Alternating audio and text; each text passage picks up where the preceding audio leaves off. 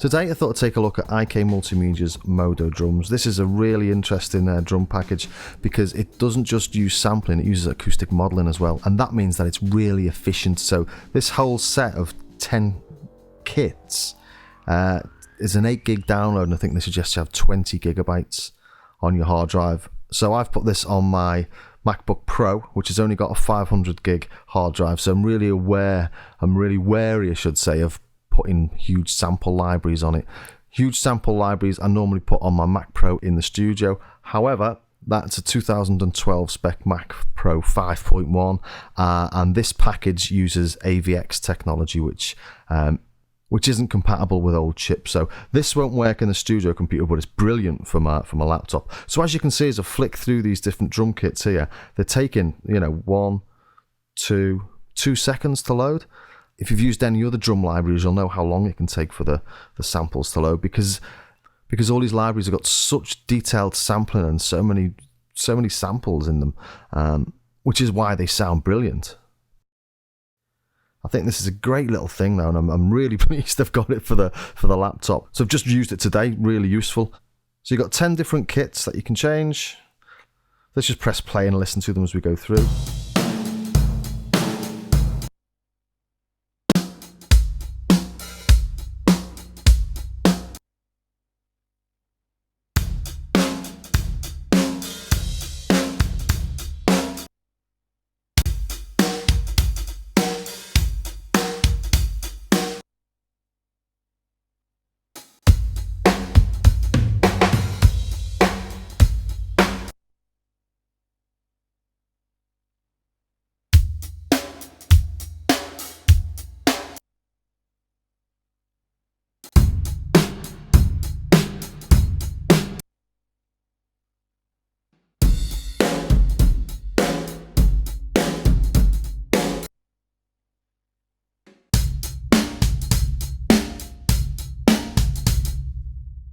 So that's 10 really nice kits, and I don't know about you, but I've never used a drum sampling machine before where I've been able to flick through 10 kits that quickly.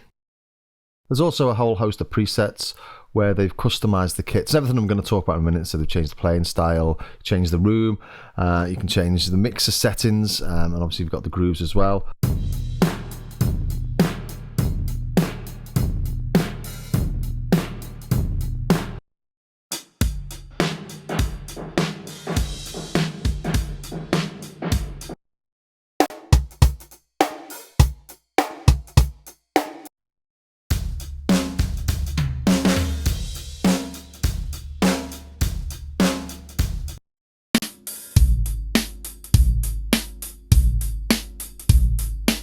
So that gives you an idea of the huge range of sounds you can get out of this.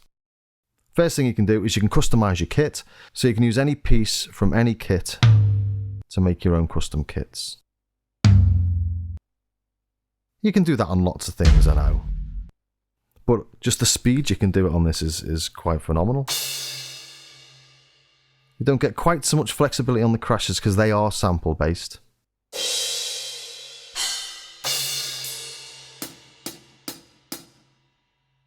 But the way they play is quite fantastic.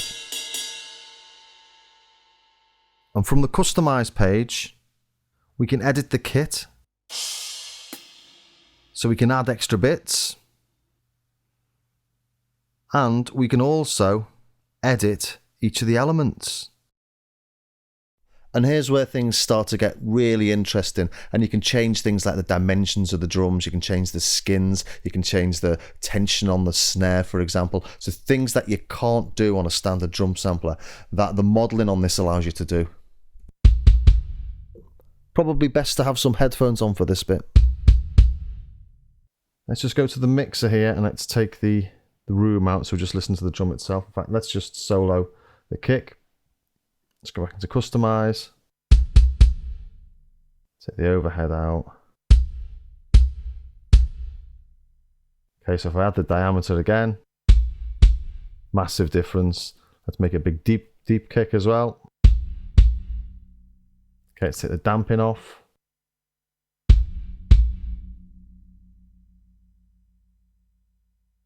You can adjust the skins from clear to coated. And just the tuning of the skins.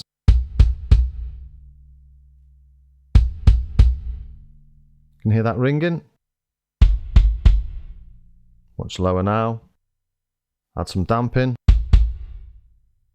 Add some damping to the front skin as well. Some volume into that. And a lot of this is quite subtle, but it all adds up to incredible flexibility when you're trying to do a mix. And it makes such a difference being able to do this compared to sample based, because things like SSD5, I really love the Blackbird kit, but I can't get it to fit in every track I do, or quite often I can't get it to fit when I'd really like it to. And I just think having all these different options would be really helpful. So you can hear that ringing. With the ring off. So we get a huge range of sounds just from one of the kicks.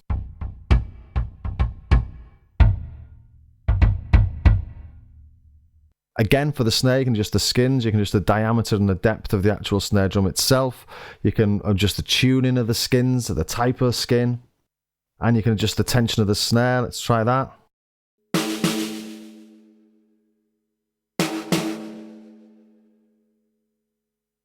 Change the shell profile as well.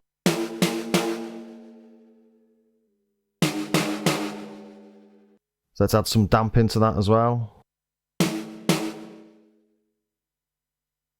Tune it down a bit. Change the size of it.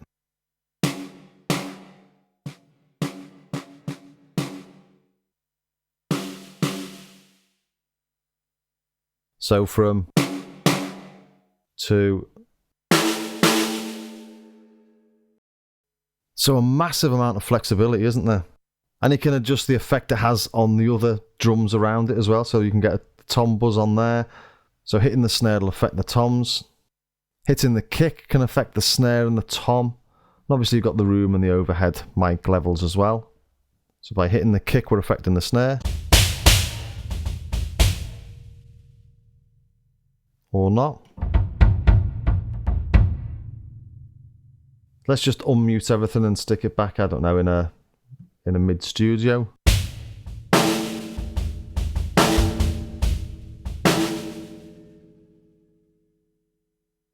Really shows the flexibility on this, the fact that you can change the drums, and a lot of the changes are subtle.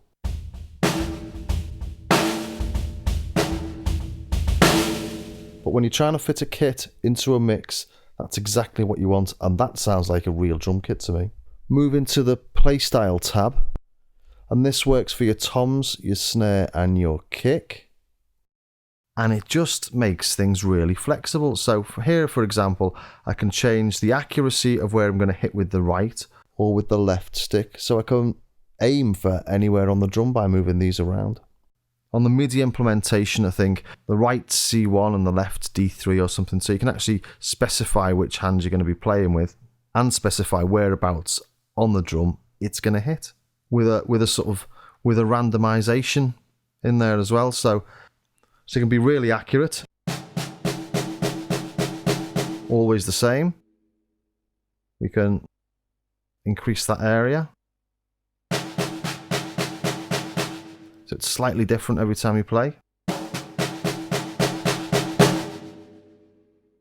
Right to the edge. Sometimes it's right on the edge, sometimes it's just in here, so that's really nice. Gives a really natural feel. And you can change your sticks. So on the toms, you can do similar. And on the kick drum, you can change your heel technique from heel up, which is how most drummers play, or heel down, which is more of a jazz technique, and gives more control over your dynamics. And when you change that in a groove, you can really hear the difference. And you can change the different beaters from felt, plastic to wood.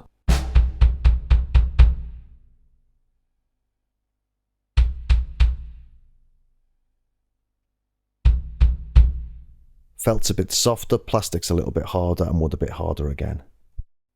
And we've got 8 different rooms. Is it 9 different rooms? Let's just play through those. So let's add a lot of room to the mix. So we've got a mixer here. If we go here, overhead and room, there we go. We've whacked the room up. So not listen to the overhead, just to the drums and the room.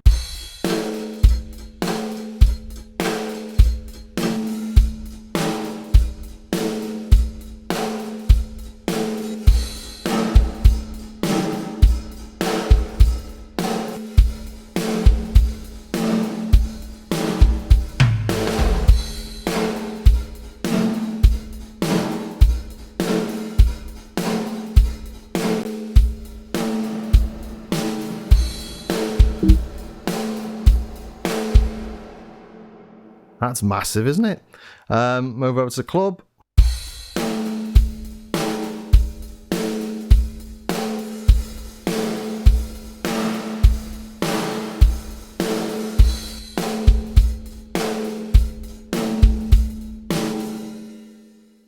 I know I'm overdoing it there a bit, having the room so loud in the mix, but these are really realistic spaces. Let's just put it on a couple of them on a more realistic setting.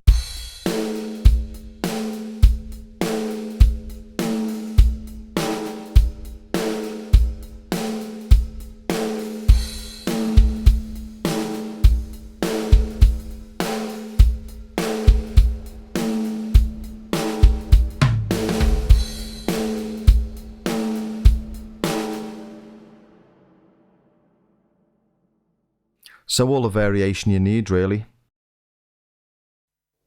The mix is really flexible without being overly complicated. You get one channel per drum, so it doesn't get overly complex like sometimes when you get inside the kick drum, outside the kick drum, above the snare, under the snare. You get one channel per drum. Every channel has its own EQ. It's a really high spec IK Multimedia parametric EQ that's really transparent, and you can get really surgical with it if you want.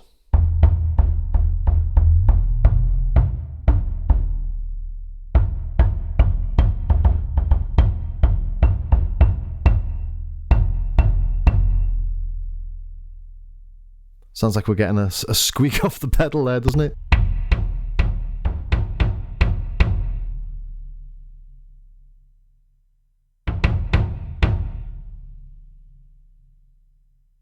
So it's a brilliant equalizer, that actually.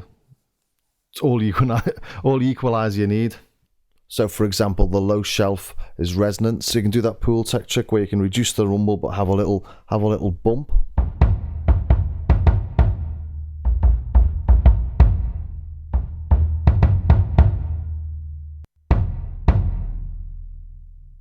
So without and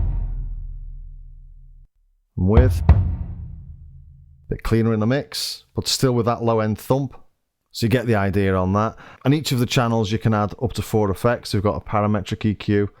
We've got a Teletronics sort of emulator, a 1176 emulation.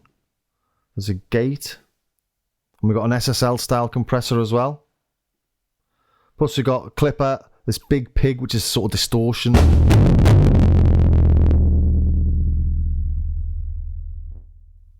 When I say sort of, I mean massive. Got crusher, which is a filter and bit crusher.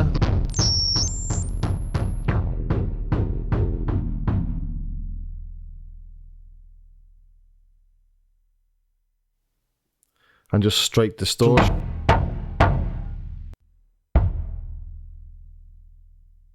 We've also got reverb, plate reverb room, and inverse reverb, which is quite cool. It's like your non-linear 1980s snare, that, isn't it? Maybe try and put it on a snare.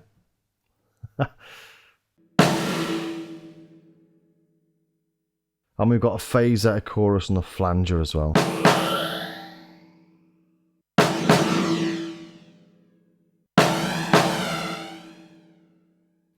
So without going through every effect on every sound, you get the idea. There's loads of ways of mangling the sound within this app itself without going to third-party plugins, which is really useful when using it like this in standalone mode. And you can mix the overhead and room mic through here, and also you've got effect sends. So you've got 2 effect send buses, and each of those buses can have 4 effects as well. So really flexible, but simple enough not to be overcomplicated. And finally we move on to the grooves, and this is a really nice section, and it's laid out sort of almost as you'd expect. You've got your genres, then you've got your sort of category of loop, whether it's a verse, a chorus or a fill. And as you can see, it's really easy to navigate and it all makes perfect sense.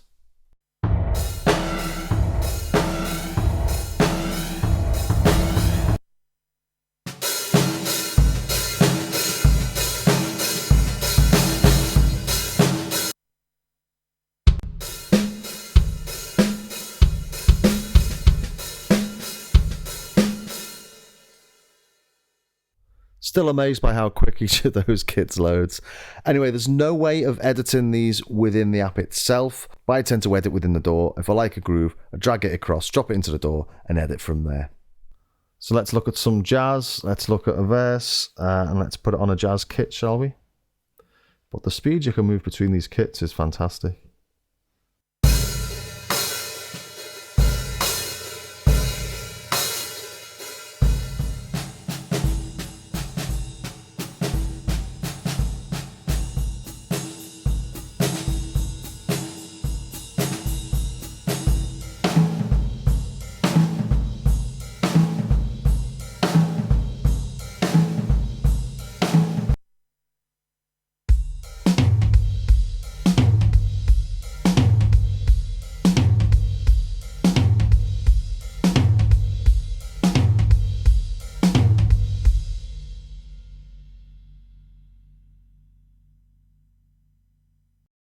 So just going back to that intro track, I was playing around with the Chord Odyssey and had a little drum line in my head, which was this.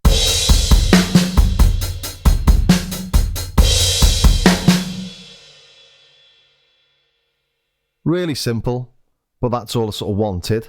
So I programmed the beats myself and then just started with the studio kit, which is sort of loads up as default.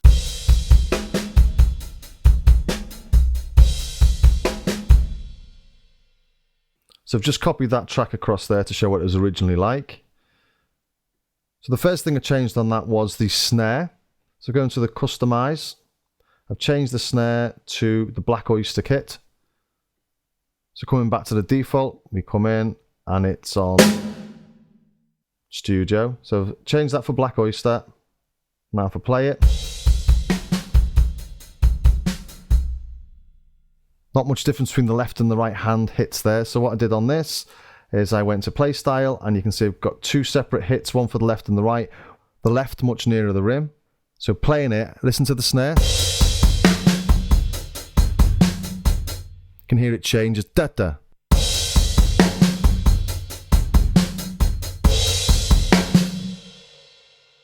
So here's what comes in if you load in the Black Oyster. And all I've done is add some damping and some room and overhead mics. So the damping, room and overhead are the only different things there. So this is the new one. And there's the original.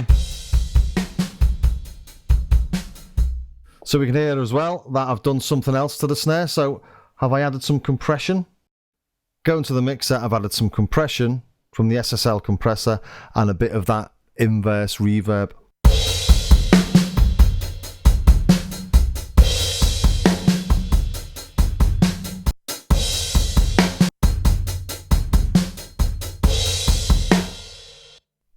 Without the effects, I'm with.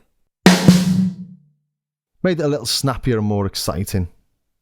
But the big change I made was on the kick. I've used the kick from the Plexi kit and had a little play around with these. I've played around with these for quite a while till I got what I wanted. So let's do that on the default studio kit. Let's add the Plexi kick. Let's go and edit the element, so see what I've changed. Change the diameter and the depth to make it deeper and sort of more boomy.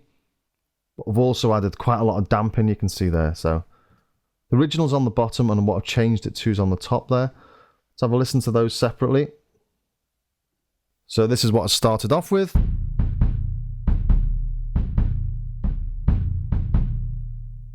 And changed it to...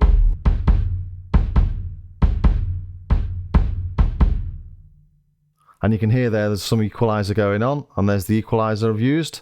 I've added a little bit of mid, rolled off the really lows to stop it rumbling, and taken out a little bit of the sort of low mids to give.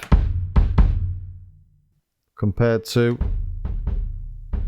And you can see I've also increased the send to the room mic as well, to give it a bit more life. And then finally, I've added a few fills.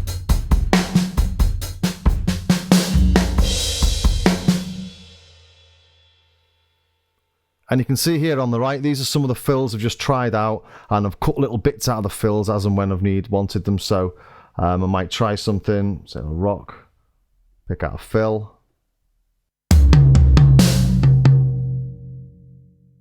Might pull that across and just maybe use a part of that. Use the last half, try to see what this sounds like with this.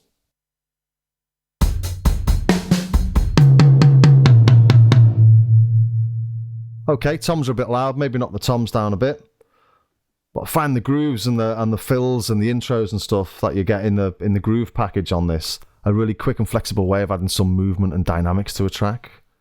When I added the Odyssey back in, it sounded a little bit muddy, so I needed a little bit of brightening up. And then just a little quick way for me to do that is using the Sound Toys radiator. It's sort of got a bit of grit and a bit of dirt in there as well, which I like on the drums.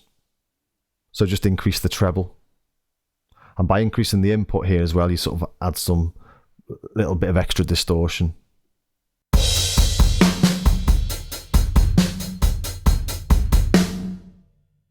But I have to stress, that took a few minutes, which to me was incredible, which is why I thought, I should do a video on this actually, because it's I've been inspired by it.